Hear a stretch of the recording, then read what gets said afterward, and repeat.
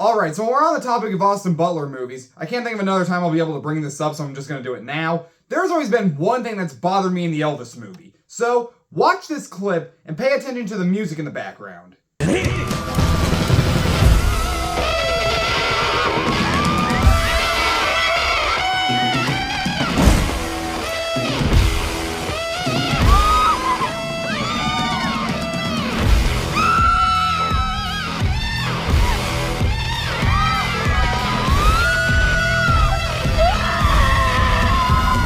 Okay, so you just heard the music. Listen to this.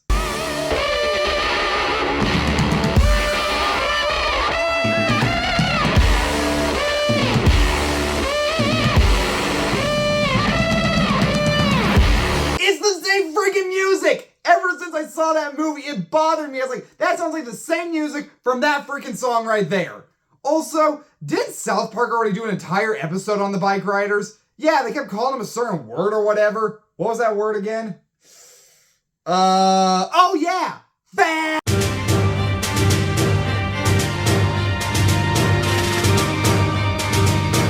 But you're the man in charge. I'm Johnny. We're the Vandals. I'm Ben. I like you guys. Your boyfriends are getting into trouble. Shit.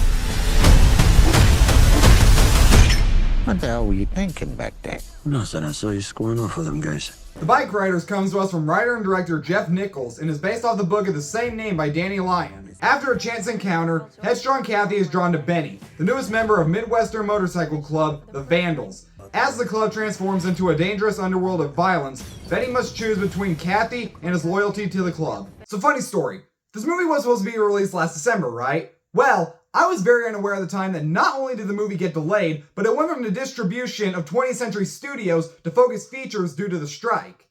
I just thought this movie didn't get released at any of my local theaters for some reason. And people, I am so glad that this movie is finally out there for the entire world to see. Okay, sort of, the movie actually doesn't come out till this weekend, but I am so glad it's out there for the entire world to see. Oh, not because I was like really anticipating this movie, or because it's like a 10 out of 10 movie or anything, we'll get to my opinion in a minute, but it's because it feels like for the last year I have seen this trailer a million times, because I probably have. And if you're curious on how the fuck I got to see this movie early, I think most of you put together that this was Regal's Monday Mystery Movie, or I guess now just the Monday Mystery Movie, because apparently other theater chains are starting to do the whole Monday Mystery Movie thing, and I actually want to talk about the whole mystery movie thing towards the end of this video. But when it comes to the Bikeriders, it was very high on my list of movies I'm going to see because I got to review it. I mean, I really wasn't anticipating this movie. Were you? I mean, don't get me wrong, it looked like a decent movie. It has 3 actors in it that I really like, but nothing really grabbed me from the trailers or anything. Actually, now that I think about it, I never saw a single TV ad for this movie. Like, I saw the trailer a million times, but never once did I see like an ad pop up on YouTube or like any TV show that I was watching. But just like every Monday Mystery Movie, some can turn out really great, while others can turn out to be bottom of the barrel garbage. I always tell people with these mystery movies that sometimes you gotta sit through your Ruby Gillmans or your Retributions to get to those Sisu's, Gran Turismos, Talk to Me's, or Spy X Family Code Whites. But as for the Bikeriders, I actually really like this movie a lot more than I was ever expecting to. There were a few things going into this movie that I was fully unaware of.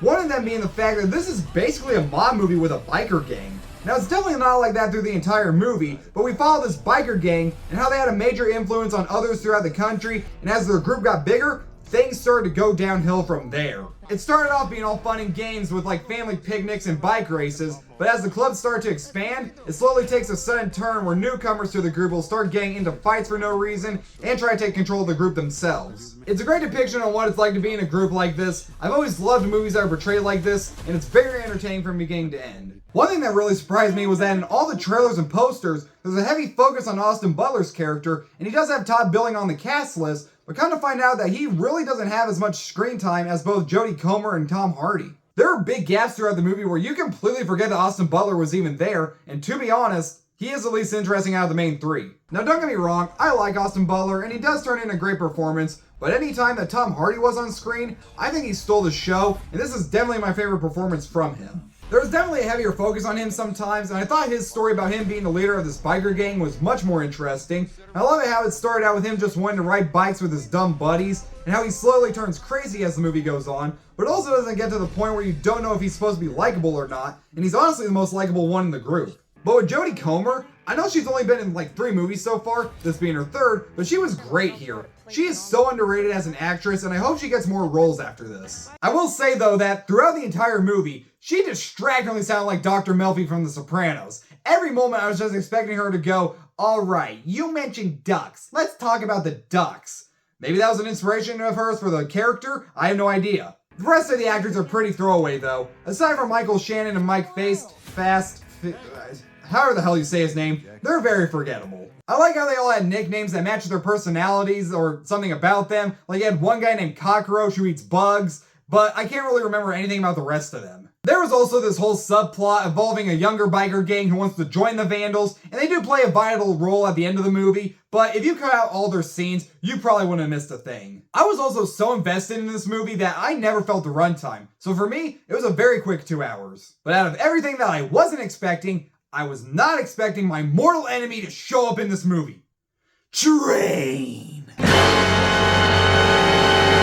There are so many scenes in this movie where you will just hear a train go by in the background, and it just kept pissing me off because it just kept reminding me of every time I would record in one of my areas where you may or may not hear a train go by in the background. But one thing that I was actually surprised to come out of this movie saying was that this is one that I honestly wouldn't mind watching on 35mm film. And never do I say that, but there are certain shots in this movie that I think will look cool on film. Now when it comes to what I wanted to say about the Regal Monday Mystery movies, I've only been to 3 of them this year so far, and that's mostly because they started to do it at a point where they would do one of these every single week. And I just couldn't make it to every single one of these because my closest Regal is 30 minutes away and, gas. But out of the 3 I've seen this year, that being Arthur the King, Spy X Family Code White, and this, they started to do it where they would show the movie the week that they're coming out. And what they used to do is show them like a week or 2 before the movie's release. So when you do it the week it comes out, it's not really much of a mystery, is it?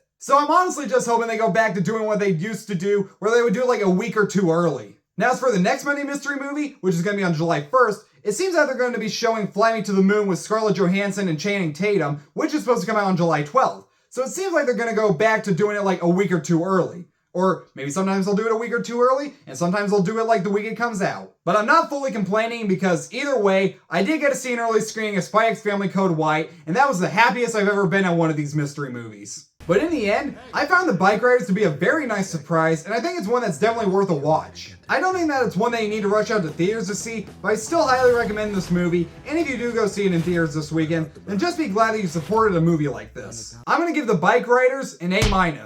Also, it's just a funny coincidence that I wore a Venom shirt to this screening, and it didn't occur to me until after the movie was over. Which another thing I'll say about the Bikeriders is that at least Tom Hardy didn't belch his performance. Thanks so much for watching, you guys. Subscribe to my channel, like this video, turn on the notification bell, and I'll be back later with more reviews. See you then.